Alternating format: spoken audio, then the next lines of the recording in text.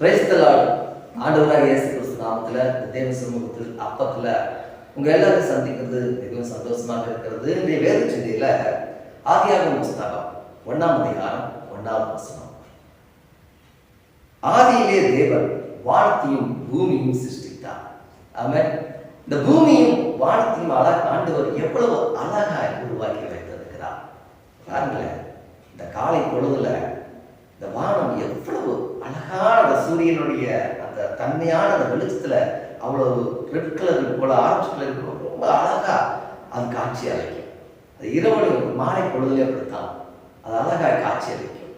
அந்த வானத்தை உருவாக்கின படைத்த கர்த்தர் இந்த வானம் வெறுமையா இருக்கக்கூடாதுன்னு நட்சத்திரங்களை படைத்தார். சந்திரனையும் சூரியனையும் அந்த இடத்துல வைத்தார். இது இரவுக்கு வெளிச்சம் கொடுக்கும், இது பகலுக்கு வெளிச்சம் கொடுக்கும்.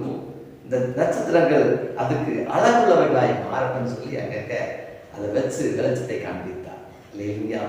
பாருங்களேன், ஒரு வானத்தையும் பூமியில பார்த்தீங்கன்னா கடல்களை உருவாக்கி, கடலுக்குள்ளே அநேக மீன்களை உருவாக்கி, இன்னைக்கு எத்தனை மரங்கள், எத்தனை விதமான கலர்கள், எத்தனை சுவைகளை, அது ஒவ்வொரு பழத்துக்கும் ஒவ்வொரு சுவைகள் எல்லாம் பார்க்கும்போது அவர் படைப்பு அருமையானவைகளாய் இருக்கிறது. இதே மாதிரிதான் மனுஷன் இதை காட்டிலும் விசேஷமானவனாய் கர்த்தர் படைத்தார். இது எல்லாம் இவன் ஆண்டு கொள்ளட்டும் என்று படைத்து உருவாக்கி வைத்தார்.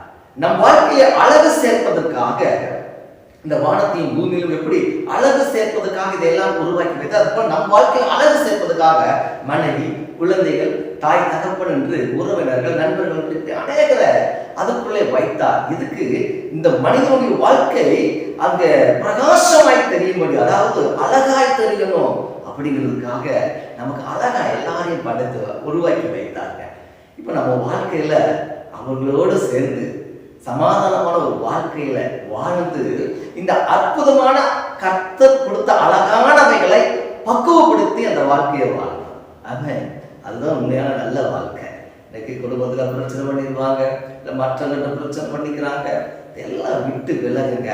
பிரச்சனை எந்த இடத்துல இருந்து வருகிறதோ அந்த பிரச்சனை வராதபடிக்கு அடுத்த தடவை அந்த வாழ்க்கையில மீண்டும் அந்த பிரச்சனை வராதபடிக்கு வாழ கற்றுக்கொள்ளுங்க. நான் அப்படித்தான், எனக்கு ஒரு பிரச்சனை வருது அப்படின்னா எதனால வருதுன்னு கண்டுபிடிச்சிட்டு அந்த பிரச்சனைக்கு உண்டானவர்கள், அந்த பிரச்சனைக்கு உடையவர்கள், அந்த பிரச்சனை என்னால் உண்டானாலும் சரி, அதை விட்டுட்டு அடுத்த தடவை இப்படி ஒரு பிரச்சனை வராதபடிக்கு வாழ கற்றுக்கிட்டு இருக்கேன். ஆமென். அப்படிதான் நான் வாழ்ந்து கொண்டிருக்கிறேன். ஏன்னா பிரச்சனைகளுக்குள்ளேயே வாழ்ந்து நம்ம மனசுகளை கஷ்டப்படுத்தி வேதனைப்படுத்தி இந்த வாழ்க்கையை வாழக்கூடாது.